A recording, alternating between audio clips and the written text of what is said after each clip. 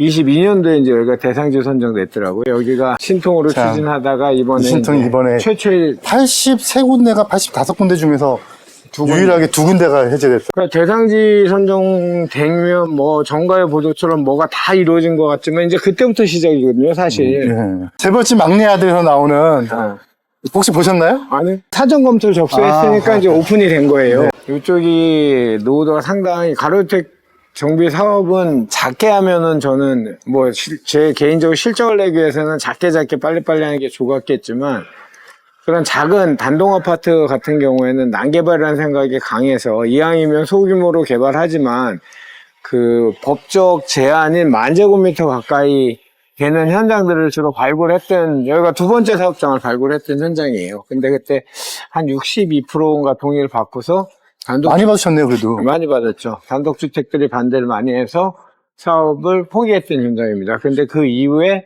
요 사무실을 지금 간판 있는 요쪽 소유주가 이제 재개발을 따로 주택정비용 재개발을 추진한다고 진행을 하다가 21년도 이후에 22년도에 이제 여기가 대상지 선정됐더라고요. 여기가 신통으로 추진하다가 이번에 신통이 이번에 최초의 83군데가 85군데 중에서 유일하게 2군데가 해제됐더라고요. 네, 이쪽엔 노후도가 심해요. 이쪽은 그러니까 지금 이 블럭이 그러니까 지금 추진 사무실 있는 여기 추진 사무실 있는 바로 앞에 블럭 여기가 예전에 이제 가로정비 사업으로 가로주택 정비 사업 동의서를 걷다가 2020년도에 맞아요. 여기는 노후도가 심해요. 그리고 단독 다가구가 많고 요 가로주택 정비 사업 대상지 안에는 빌라로 통칭된 다세대가 한 동밖에 없었어요. 그래서 진행을 하려고 했는데 저 조합해 보이는 공영주차장 라인까지 그리고 코너가 슈퍼마켓이었는데 오늘 저도 몇 년 만에 와보니까 내놨더라고요. 근데 저 백년시장 쪽으로 해가지고 그쪽은 또 상권이 많이 발달돼 있더라고요. 거기는 많이 발달돼 있죠. 그래서 그쪽은 포함을 못 시켰죠. 아니 면적도 넓은데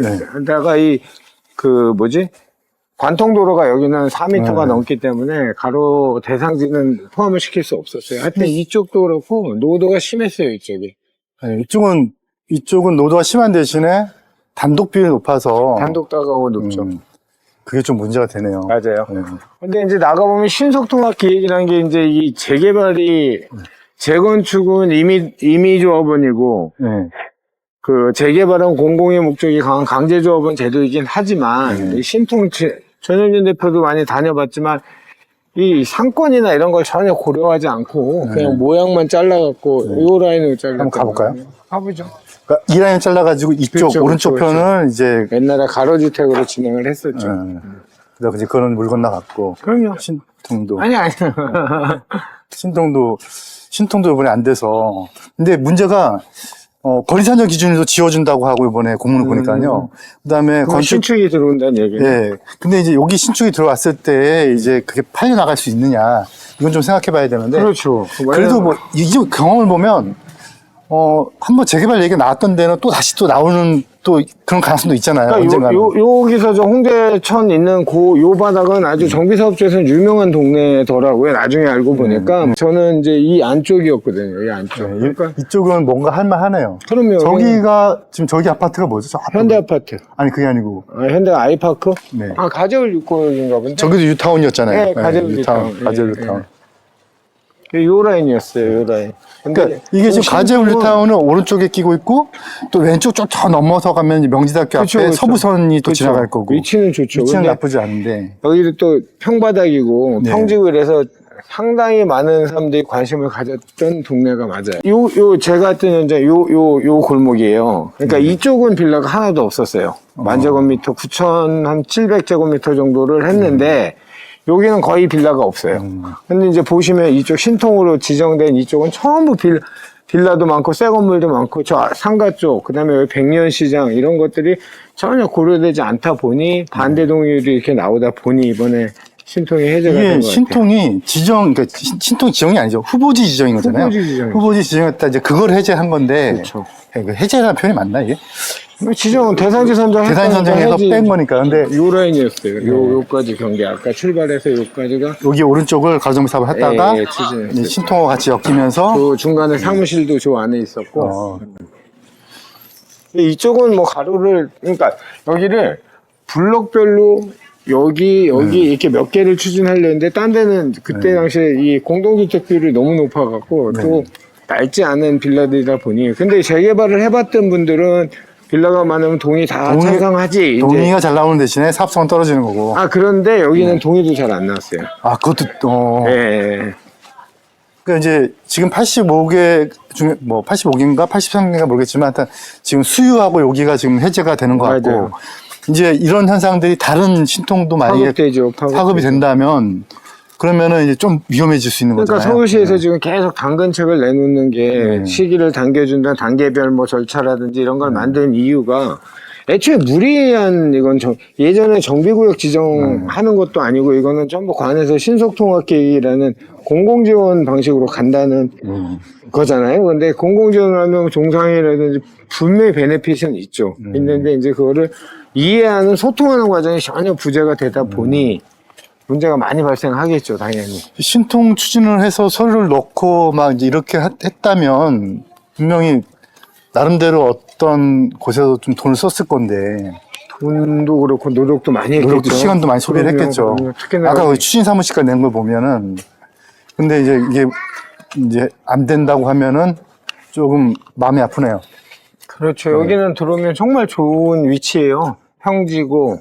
근데 또 유튜브라는 게 참 이게 어려운 게 이 중립을 지켜야 돼서 그렇죠. 또 어떤 분들은 이걸 해제하는 것도 좋아할 수도 있고 그 반대했던 분들은 좋아하겠죠. 좋아하겠고 그러니까 아까 얘기한 것처럼 가장 문제가 관에서 하는 주도하는 사업의 가장 문제점은 네.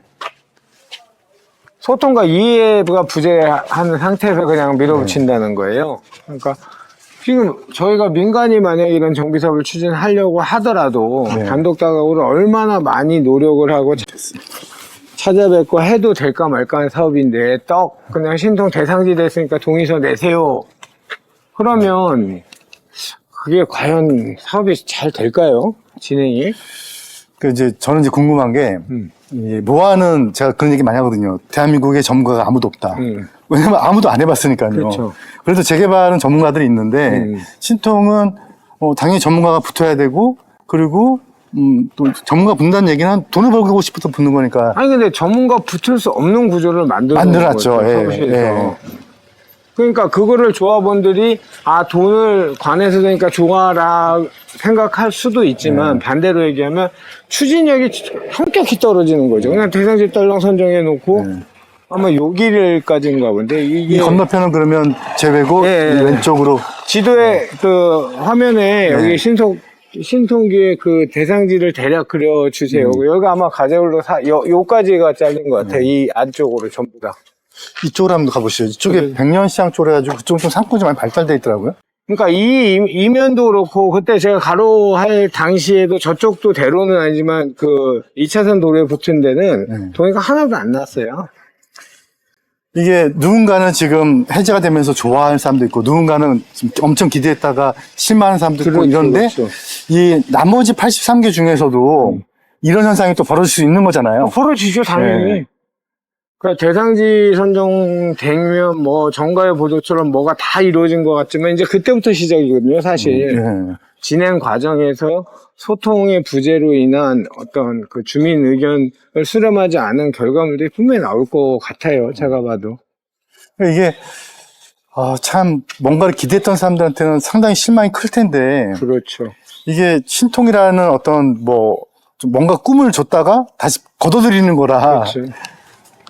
근데 이게 또 모아에서도 또 이런 일이 또 벌어질 수 있는 거고요. 당연하죠.